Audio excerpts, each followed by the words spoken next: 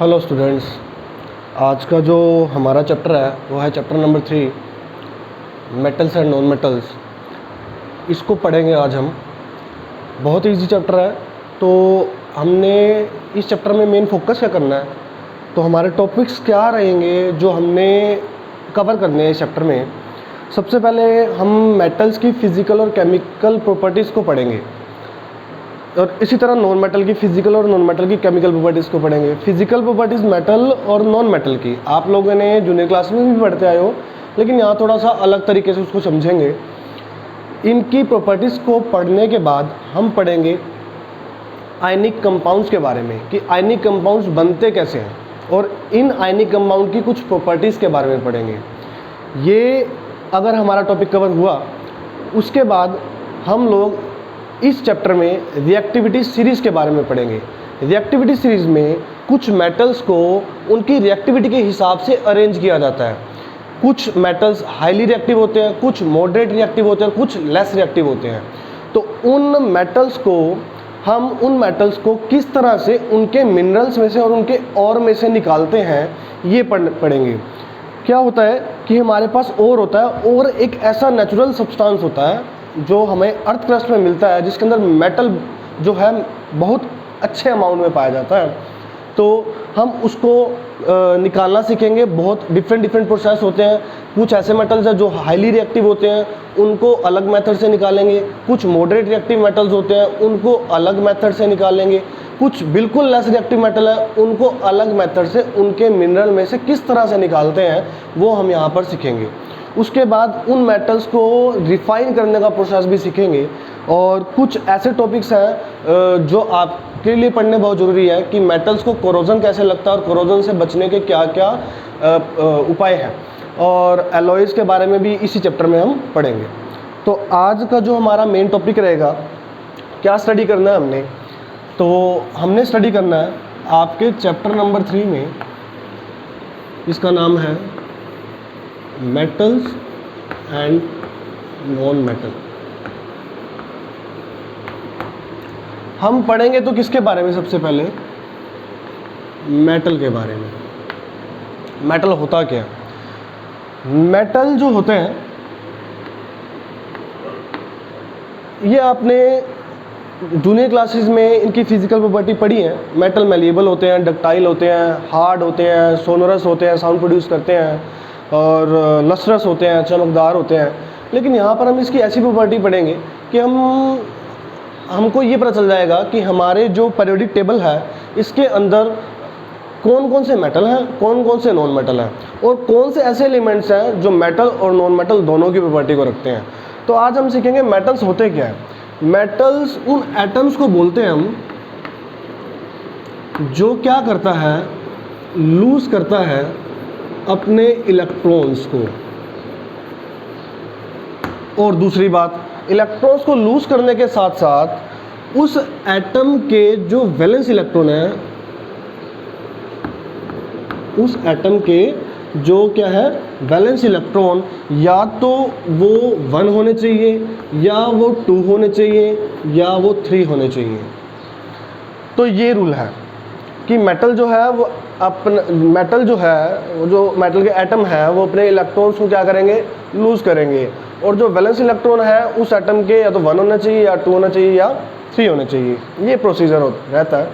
तो हमारे पास मेटल है कौन कौन से, इसको देखते हैं। तो जैसे कि एग्जांपल लें, तो सबसे पहले लिथियम, जिसको Li से लिखते हैं, जिसका एटॉमिक नंबर है 3।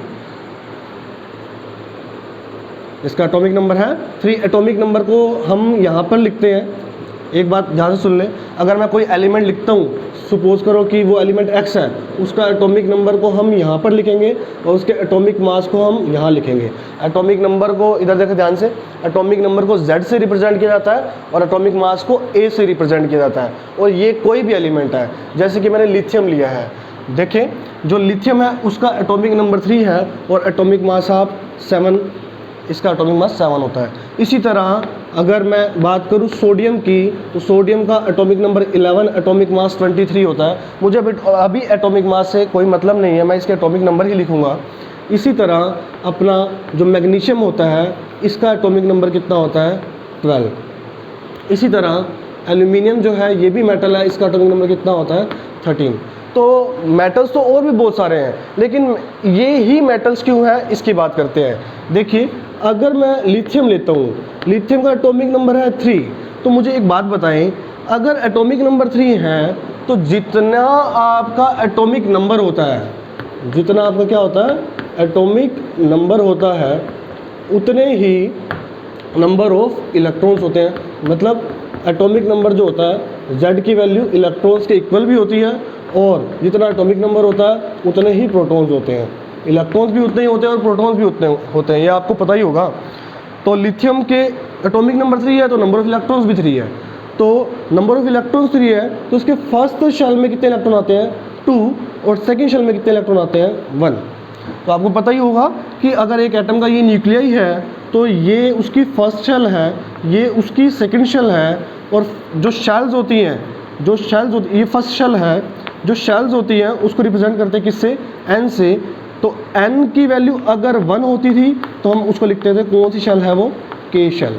अगर n की वैल्यू इस शेल के लिए n की वैल्यू 2 होती थी तो इसे लिखते थे l शेल। तो इस तरह से के एल, और अगर जो थर्ड शेल होती थी उसे बोलते थे हम एम शेल। कौन सी शेल होती थी वो, एम शेल। इन शेल्स में नंबर ऑफ इलेक्ट्रॉन्स का कैसे पता चलता था ये भी देख लें। एक फॉर्मूला होता है 2n², जिससे हमें पता चलता है कि किस शेल में कितने इलेक्ट्रॉन हैं। अगर मैं इस n की वैल्यू 1 लूँ, मुझे पता है अगर मैं n की वैल्यू यहाँ पर 1 रखता हूँ तो 1 फर्स्ट शेल के लिए, फर्स्ट वैल्यू के लिए हमारे पास k शेल रहती है। अगर यहाँ 1 पुट करते हो आप तो क्या आता है 2 × 1 का होल स्क्वायर, तो कितने इलेक्ट्रॉन आते हैं 2 इलेक्ट्रॉन। ये फॉर्मूला मुझे ये बताता है कि किस शेल में कितने नंबर ऑफ इलेक्ट्रॉन्स हैं। इसी तरह अगर मैं n की वैल्यू 2 पुट करूँ तो मेरे पास कौन सी शेल आएगी, l शेल आएगी। तो यहाँ पर किसका होल स्क्वायर होगा, 2 का होल स्क्वायर होगा। तो 2 स्क्वायर 4 टू द 8 इलेक्ट्रॉन। तो इसी तरह हम इलेक्ट्रॉन्स को निकालना सीखते हैं। और अगर आप थर्ड शेल में निकालोगे उसमें 18 इलेक्ट्रॉन्स आएंगे, लेकिन आपको 1 से लेके 20 तक के एलिमेंट्स के जो अरेंजमेंट है इलेक्ट्रॉन्स की, उनके शेल में वो क्या फॉलो करनी है उसको ध्यान से समझें। वो आपने फॉलो करनी है फर्स्ट शेल में 2, सेकेंड शेल में 8, थर्ड शेल में 8 और फोर्थ शेल में बचे हुए 2, ये फॉलो करनी है। ठीक है, तो अब दोबारा से उसी टॉपिक पे आते हैं कि अगर मेरे पास लिथियम है, उसका एटॉमिक नंबर 3 है, तो फर्स्ट शेल में कितने इलेक्ट्रॉन आएंगे 2, और सेकेंड शेल में कितने इलेक्ट्रॉन आएंगे 1। तो 3 इलेक्ट्रॉन हो गए, क्योंकि सेकेंड शेल में आते तो 8 है, सेकेंड शेल में आते तो कितने हैं 8, लेकिन हमारे पास सिर्फ कितने हैं 1, तो 1 इलेक्ट्रॉन आएगा। तो चाहिए इसको, यहाँ पर 8 इलेक्ट्रॉन आते हैं सेकेंड शेल में, इसको अपने इलेक्ट्रॉन्स पूरे करने के लिए इस शेल में 7 इलेक्ट्रॉन्स और चाहिए। तो ये 7 इलेक्ट्रॉन्स अपने गेन तो कर नहीं सकता, तो ये 1 इलेक्ट्रॉन लूज करने की कैपेबिलिटी रखता है। ये 1 इलेक्ट्रॉन आसानी से लूज कर देगा, तो लूज कर देगा तो ये क्या हुआ मेटल। तो ये क्या हुआ मेटल। तो ये बात याद रखना, इसका वैलेंस इलेक्ट्रॉन कितना है, मैंने यहाँ भी बताया था कि मेटल्स का जो वैलेंस इलेक्ट्रॉन होता है या तो वो 1 होगा या वो 2 होगा या 3 होगा। तो इसका वैलेंस इलेक्ट्रॉन कितना है 1। तो इसी तरह अगर मैं बात करता हूँ किसी दूसरे मेटल की, जैसे सोडियम का एटॉमिक नंबर है 11, तो फर्स्ट शेल में 2, सेकेंड शेल में 8 और थर्ड शेल में 1। तो 11 है एटॉमिक नंबर, 11 ही इलेक्ट्रॉन है। पहली शेल में 2 है, दूसरी शेल में 8 है और तीसरी शेल में 1 आ रहा है, तो वैलेंस इलेक्ट्रॉन 1 हुआ। इसका मतलब ये भी क्या है मेटल ही है। आगे चले, मैग्नीशियम, इसका एटॉमिक नंबर है 12, मतलब 12 ही इलेक्ट्रॉन है। पहली शेल में 2, दूसरी शेल में 8 और तीसरी शेल में बचे हुए कितने 2, 2 8 10 और 2 12। तो वैलेंस इलेक्ट्रॉन कितने हैं 2 है ना। तो इसका मतलब ये भी क्या हुआ, ये इसको चाहिए कितने इस शेल में, इसको चाहिए, आते तो 8 है और इसको 6 चाहिए, तो 6 ये ले नहीं सकता। इसका मतलब ये 2 क्या कर देगा लूज, और जो एटम अपने इलेक्ट्रॉन लूज करता है उसे क्या बोलते हैं हम मेटल। तो इसी तरह बात करें एल्यूमिनियम की, एल्यूमिनियम का एटॉमिक नंबर होता है 13, फर्स्ट शेल में 2, सेकेंड शेल में 8 और थर्ड शेल में 3। तो इसका मतलब ये हुआ कि इसके पास वैलेंस इलेक्ट्रॉन 3 है, चाहिए इसको पूरे करने के लिए 5 ले नहीं सकता तो 3 को लूज करेगा, इस वजह से एल्यूमिनियम क्या हुआ, मेटल हुआ। इसी तरह से पूरी पीरियोडिक टेबल में लेफ्ट वाले ग्रुप्स, मिड वाले जो ग्रुप्स होते हैं और राइट वाले कुछ ग्रुप्स जो होते हैं उनमें मोस्टली ही मेटल है, सभी मेटल्स हैं मोस्टली। तो मैंने तो आपको यहाँ पर सिर्फ 4 एग्जाम्पल दिए हैं और एग्जाम्पल भी पढ़ेंगे अब हम, तो ध्यान से देखिएगा। और हमारे पास कौन कौन से मेटल हैं जिनको हमने अपने दिमाग में रखना है, उनके सिंबल अच्छे से पढ़ने हैं हमने, और सिंबल पढ़ने के साथ साथ उनका एटॉमिक नंबर अगर आप याद रख सकते हैं तो बहुत अच्छी बात है, तो कहीं ना कहीं उसका यूज़ होगा ही होगा। तो एल्यूमिनियम के बाद हम कौन सा मेटल लेते हैं, कैल्शियम, एटॉमिक नंबर कितना है इसका 20। उसके बाद और कौन से मेटल, ये तो लेफ्ट साइड में थे, ये लेफ्ट साइड के मेटल्स थे जिनके वैलेंस इलेक्ट्रॉन 1 आते हैं उन्हें बोलते हैं अल्कली मेटल, और जिनके वैलेंस इलेक्ट्रॉन 2 होते हैं उन्हें बोलते हैं अल्कली अर्थ मेटल। तो हमें पता है ये लिथियम, सोडियम और पोटेशियम का एटॉमिक नंबर कितना है 19, ये अल्कली मेटल है। कैसे पता चल रहा है, देखिए पीरियोडिक टेबल में इस तरह से सबसे पहला ग्रुप होता है लिथियम, उसके नीचे होता है सोडियम, उसके नीचे होता है पोटेशियम।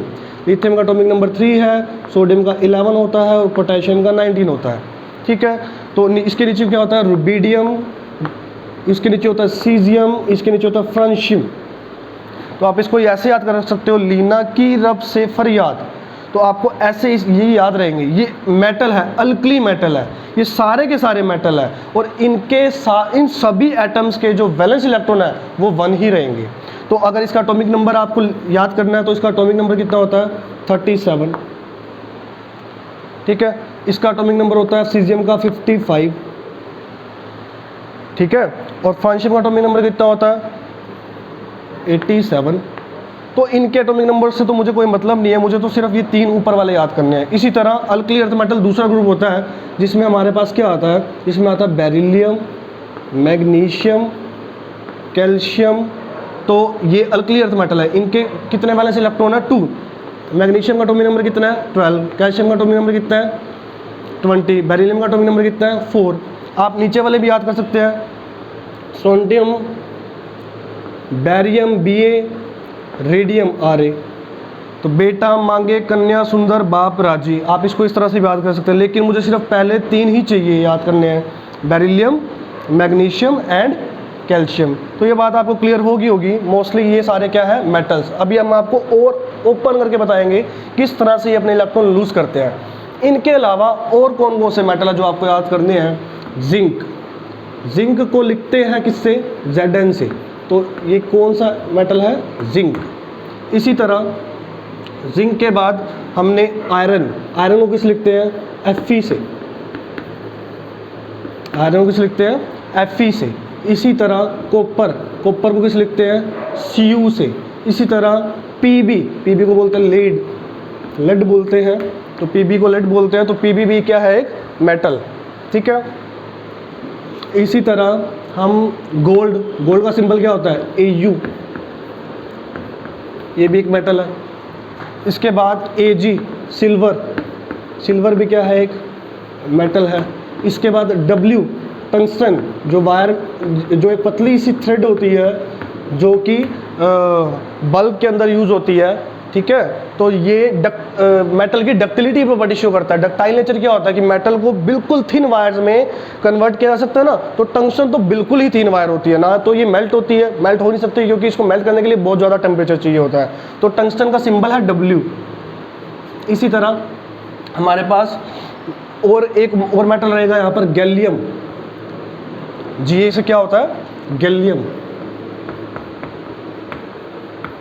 तो ये सभी मेटल हैं मोस्टली जो बार बार रिपीट होंगे, जो हमें याद करने हैं। इसके अलावा मेटल्स तो बहुत सारे हैं, लेकिन आपको सिर्फ इतने ही याद करने हैं, ठीक है। अगर कोई और यूज़ होगा तो मैं आपको बता दूंगा आगे जैसे जैसे हम चैप्टर पढ़ेंगे। तो ये तो मोस्टली मेटल्स थे। क्लियर है ये अभी? तो अगर ये आपको क्लियर हुआ तो हम अब ये सीखते हैं कि अपने इलेक्ट्रॉन्स को लूज़ कैसे करते हैं।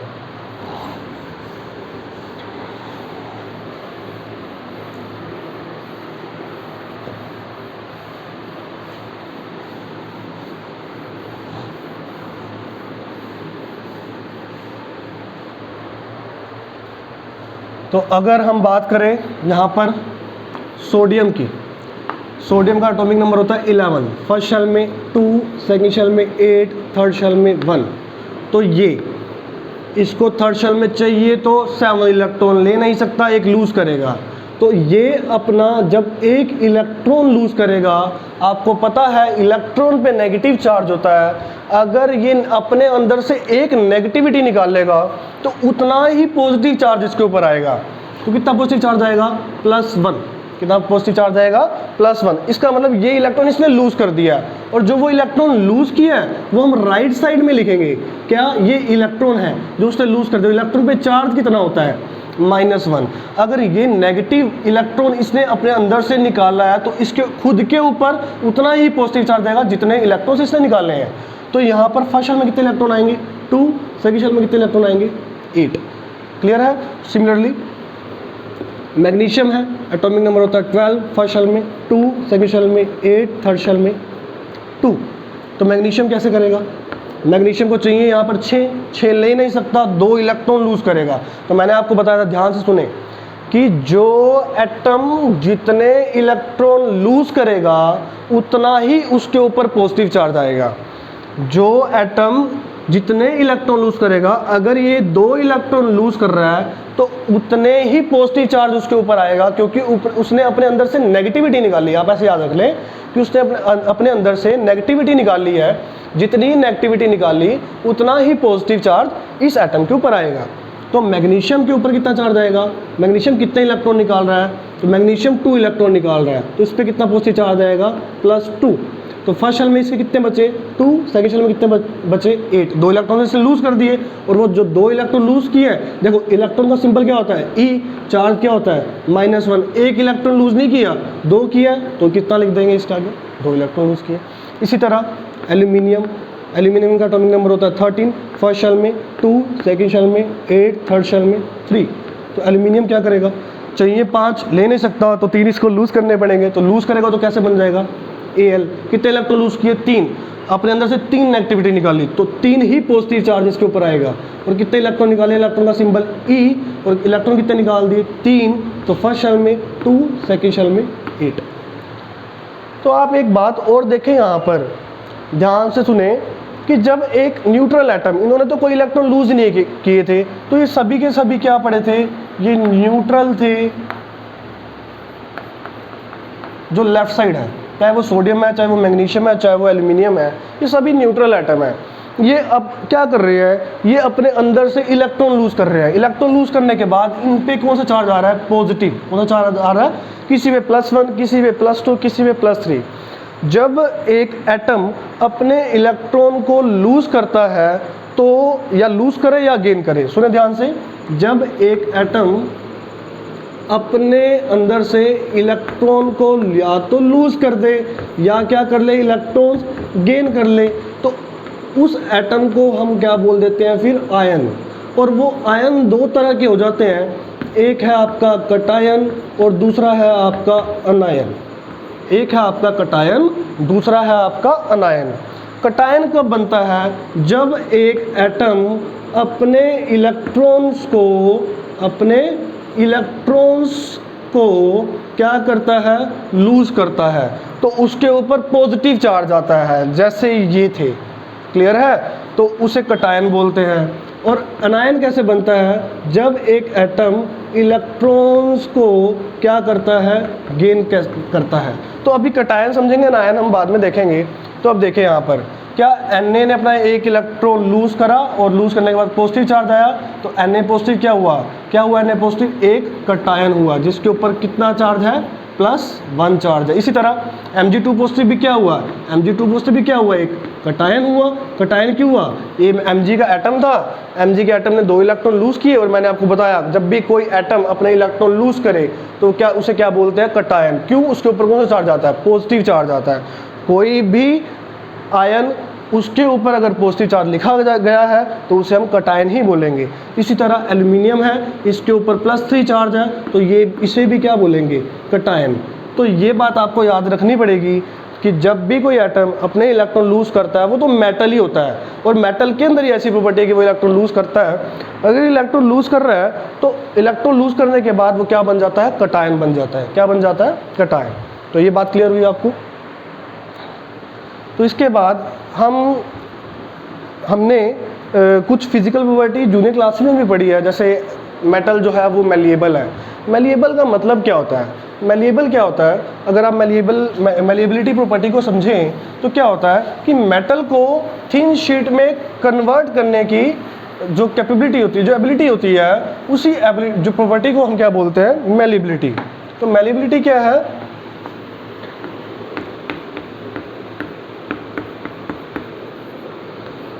मैलिएबिलिटी का मतलब क्या होता है कि किसी भी मेटल को किस में कन्वर्ट करना, थिन शीट्स में कन्वर्ट करना, उसे बोलते हैं मैलिएबिलिटी। किस किस को कर सकते हो, एल्यूमिनियम की थिन शीट आती हैं, ठीक है, और गोल्ड को आप थिन शीट में, सिल्वर को और गोल्ड को, ये सिल्वर है और ये गोल्ड है, इनको आप थिन शीट में कन्वर्ट कर सकते हैं, कोई प्रॉब्लम नहीं है। लेकिन किसको नहीं कर सकते, वो एक्सेप्शन में तो बहुत सारे हैं मेटल हैं जिसको आप थिन शीट में कन्वर्ट नहीं कर सकते, जैसे कि सोडियम को आप बहुत रिएक्टिव है, थिन शीट में कन्वर्ट ही नहीं कर सकते। जिंक जो होता है थोड़ा सा डल सा कलर होता है इसका, ग्रे सा कलर का मेटल होता है और इतना हार्ड नहीं होता, सॉफ्ट होता है, ठीक है। तो मैलिएबिलिटी का मतलब क्या है, मेटल्स को किस में कन्वर्ट करना, थिन शीट में। एग्जांपल एल्यूमिनियम की थिन शीट आती है, सिल्वर की, गोल्ड की। लेकिन किसको नहीं कर सकते, सोडियम को, जिंक को, पोटेशियम को, बहुत सारे मेटल्स हैं जिनको आप थिन शीट में कन्वर्ट नहीं कर सकते। अब नेक्स्ट प्रॉपर्टी, डक्टिलिटी। डक्टिलिटी का मतलब क्या होता है कि मेटल्स को कन्वर्ट करना किस में, थिन वायर्स में। किस में कन्वर्ट करना, थिन वायर्स में। तो थिन वायर्स होती हैं तो किस किस की होती है, एग्जांपल सुने, कॉपर की वायर्स होती है ना, कॉपर, ये जो आपके घरों में वायर्स होती है इसके ऊपर इंसुलेशन होता है ब्लैक कलर का। ये इंसुलेशन इसलिए होता है ताकि आपको करंट ना लगे। लेकिन जो इसके अंदर वायर होती है वो कॉपर की, एल्यूमिनियम की यूज़ होती है। तो कॉपर को हम थिन वायर में बदल सकते हैं। और हमारे पास गोल्ड दिया हुआ, गोल्ड अगर मैं 1 ग्राम गोल्ड ले लूँ तो 1 ग्राम गोल्ड से 2 किलोमीटर लंबी तार खींची जा सकती है। 1 ग्राम गोल्ड से 2 किलोमीटर की लेंथ की वायर जो है वो बनाई जा सकती है। तो ये डक्टिलिटी प्रॉपर्टी है कि the ability to convert the metal into thin wires is known as ductility. तो ये इसकी डेफिनेशन रहेगी। और मैलिएबिलिटी की क्या रहेगी, the ability of metal to convert it into thin sheets is known as malleability. तो इसका मतलब अगर ये 2 प्रॉपर्टी पढ़ ली तो हम अगर तीसरी प्रॉपर्टी की बात करें तो थर्ड प्रॉपर्टी क्या है कि मेटल्स होते हैं वो हार्ड होते हैं। कौन कौन से मेटल हार्ड होते हैं, आयरन हार्ड है। अगर मेटल्स, इसकी जो थर्ड प्रॉपर्टी है वो क्या है कि जो मेटल्स हैं वो क्या है, हार्ड मेटल है। तो कौन कौन से हार्ड मेटल है, आयरन एक हार्ड मेटल है। लेकिन बात याद रखना, ये एक्सेप्शन में लिख रहा हूँ, मर्क्यूरी जो होता है Hg, ये मैंने लिखा नहीं, जो मैंने पहले एग्जांपल दिया था उसमें लिखा नहीं। मर्क्यूरी एक मेटल है, मर्क्यूरी को लिखते किससे हैं, Hg से। नाम क्या है इसका, मर्क्यूरी। ये थर्मोमीटर के अंदर मिलता है, ये रूम टेम्परेचर पे लिक्विड होता है। रूम टेम्परेचर पे क्या होता है, लिक्विड होता है। सिंबल क्या है, Hg, ठीक है। तो मैंने तो बोला मेटल्स हार्ड है, लेकिन ये कैसा है, लिक्विड है। इसके साथ साथ एक और मैंने मेटल लिखा था, आपको याद हो तो, गैलियम, Ga।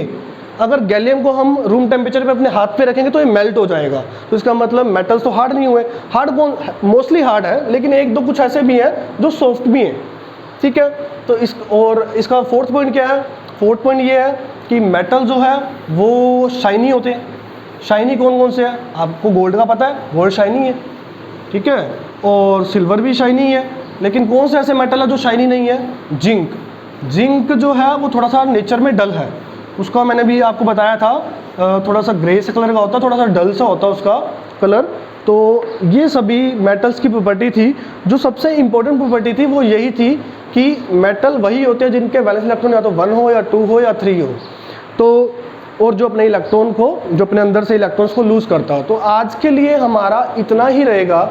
तो कल हम डिस्कस करेंगे जो नेक्स्ट लेक्चर होगा उसमें डिस्कस करेंगे नॉन मेटल्स के बारे में और कुछ नॉन मेटल्स की फिजिकल प्रॉपर्टी। ये हमने आज फिजिकल प्रॉपर्टी डिस्कस की, इसके बाद हम इसकी केमिकल प्रॉपर्टी को डिस्कस करेंगे।